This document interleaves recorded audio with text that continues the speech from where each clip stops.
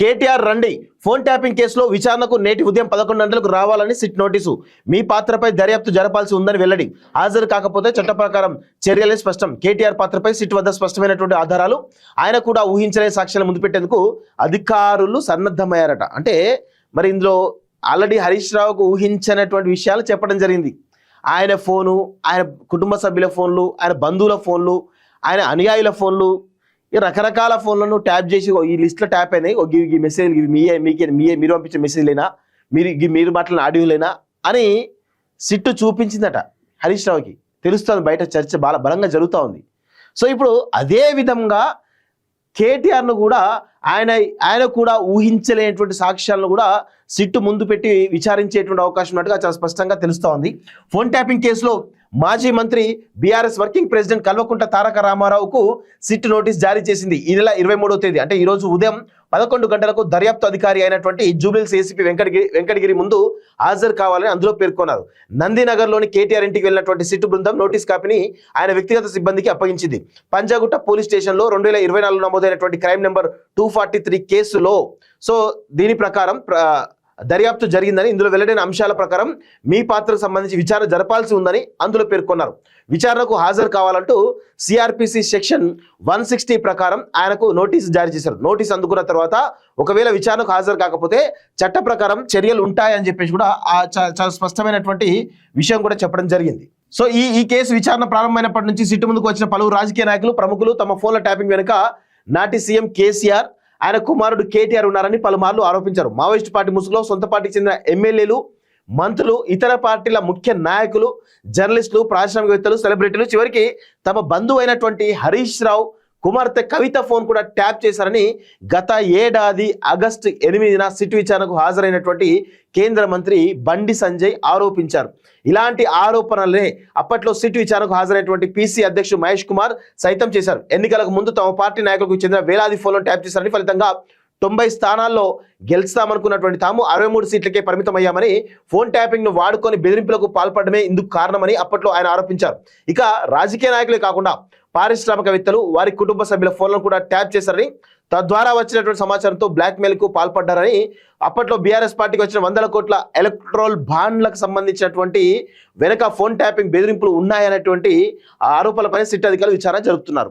So ఇప్పుడు ప్రధానంగా కేటీఆర్ విచారణ ఏ బేస్ మీద ఉంటుంది అనేది ఒకసారి మనం ఊహించినట్లయితే, కేవలం బాండ్లు ఏవైతే ఉన్నాయి, ఎలక్ట్రల్ బాండ్లకు సంబంధించినటువంటి ఏవైతే కొంతమంది ఎలక్ట్రల్ బాండ్లు ఇచ్చారో వాళ్ళ ఫోన్లను ట్యాప్ చేసి వాళ్ళని బెదిరించి తద్వారా కొంత ఫండ్ని పార్టీకి ఎలక్ట్రల్ బాండ్ల రూపంలో తీసుకోవడం జరిగింది.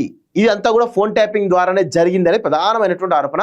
ఈరోజు దీని మీదనే సిట్ పెద్ద ఎత్తున విచారించేటువంటి అవకాశం ఉంది కేటీఆర్ అనేది చాలా స్పష్టంగా తెలుస్తూ ఉంది.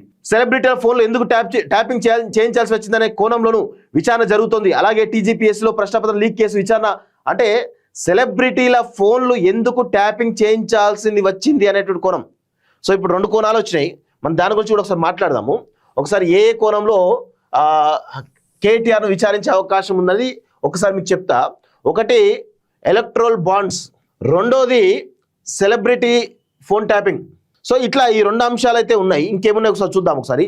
అలాగే టీజీపీఎస్సీలో ప్రశ్నపత్రం లీక్ కేసు విచారణ జరుపుతున్న హైకోర్టు న్యాయమూర్తి, ఆయన కుటుంబ సభ్యుల ఫోన్లను. సో ఇక్కడ చూడండి, జడ్జిల ఫోన్ ట్యాపింగ్ ఓకే 3. సో అదేవిధంగా సిట్ అధికారులు దర్యాప్తు చెబుతున్నారు. హార్డ్ డిస్క్లు ధ్వంసం చేయడంతో ట్యాపింగ్ వ్యవహారంలో చివరికి మిగిలిన ఆధారాలు 618 ఫోన్లకు సంబంధించినవి మాత్రమే. కానీ అంతకు ముందు జరిగినటువంటి ట్యాపింగ్, ఫోన్ మ్యానిటరింగ్ సంబంధించినటువంటి ఒక్కో వ్యక్తికి సంబంధించి 100 పేజీల CDRలను సిట్ సేకరించింది. ఇవన్నీ కూడా విచారణ ప్రారంభమైన తర్వాత టెలికాం నోడల్ అధికారుల ద్వారా సేకరించినవే.